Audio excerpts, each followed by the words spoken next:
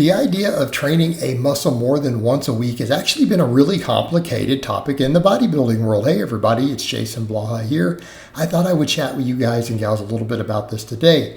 Again, and it's one of those topics to where I have, over the course of my time of putting out content online for over a decade, have kind of spanned the totality of it and have addressed the history at different points.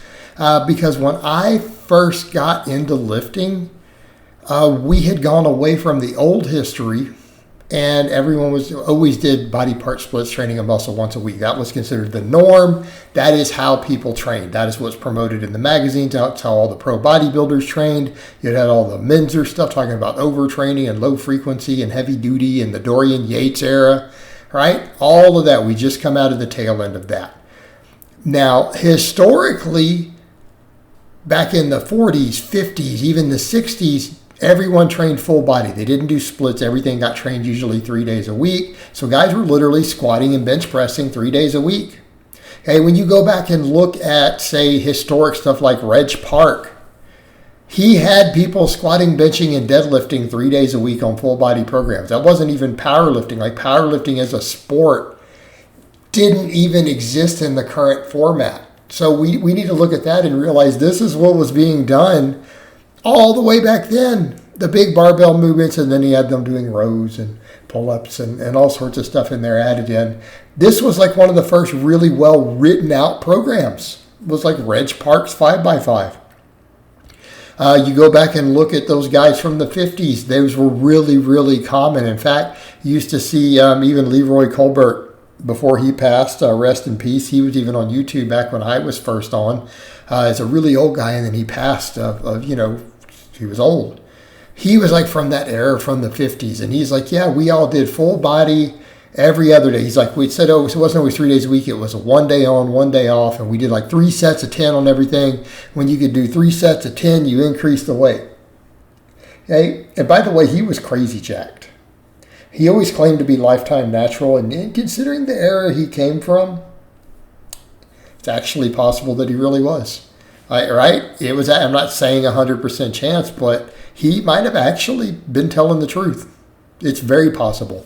So you had that. Then all the way up to Arnold, where Arnold just trained ridiculous amounts for 4 hours a day, every muscle being hit at least 3 times, even with direct work, big work, because he would do like a 4-day type split, right? Almost like 4 different workouts, but spread out over 2 days. And then he would repeat it 3 times a week with ridiculous amounts of volume. But then all the way we came down to Menzer, to where he's like, no, we don't need anything. Even once a week is the most often. And anything more than that is overtraining. Okay, and then that is kind of what happened for 20 years. Outside of the strength world was a little different, but for 20 years in the normal fitness world and bodybuilding world, because everyone at the gyms was a gym rat. They read stuff from the magazines. They looked at what the Weider magazines and publications were putting out, and everything else was more fringe. Yeah, there was other stuff, and people still had the Bill Stars 5x5 and things like that. Those were still around with those strength programs. Those are powerlifting programs. They were football programs. Like, if you want to get jacked, it was all body part splits. And you know what? Everyone was successful doing it. It's not like people weren't jacked and making gains, okay? And they used to actually literally say that training a muscle more than once a week was overtraining. To the point where when I first started putting out content, there were people who were still coming from the bro section who were saying, well, everyone knows that if you train a muscle more than once a week, that's overtraining. So then they started even making programs, like I remember me getting on YouTube, my overtraining program. So what he started calling it at first, he's like, overtraining, I'm overtraining. And so he was training arms every day and stuff, right? So you saw all of this. And then I was one of the guys saying, hey, let's go back and look at those guys way back in the 50s. They were doing full body 3 days a week. And I made all these full body 3 day a week programs more popular. I didn't start it, by the way, but I kind of rode in off of the small wave that had been started. You saw the strong lifts. You saw starting strength. And I jumped into that whole wave and pushed a lot of that. And a lot of people got jacked and strong doing that stuff for a base because, well, because they were using progressive overload with barbell lifts, because a lot of that had been forgotten so much with this that it was all just pump, pump, pump. People were forgetting the idea of progressive overload. Okay, we got to a point where a lot of the guys who've been coming to the gym for years didn't increase the weight. They literally just did squats and benching with 135 on the bar for high reps and never bothered to increase for like 5 years straight. Okay, we started pushing more of the progressive overload. Then you started seeing more of the upper lowers. I pushed a lot of that. You saw a lot of that with Windler stuff. We saw it with so many things that came out and got popularized. 6 day a week push-pull legs. High frequency became in vogue. And then a lot of it came from the evidence-based world, and I was a big part of that too. The whole evidence-based world, we talked about all this stuff with muscle protein synthesis uptimes and 48 hours. And guess what? That was all just early data that turned out to not even really work in the human body. Where are we at now? The research is showing that the frequency doesn't matter so much as long as we reach certain volumes.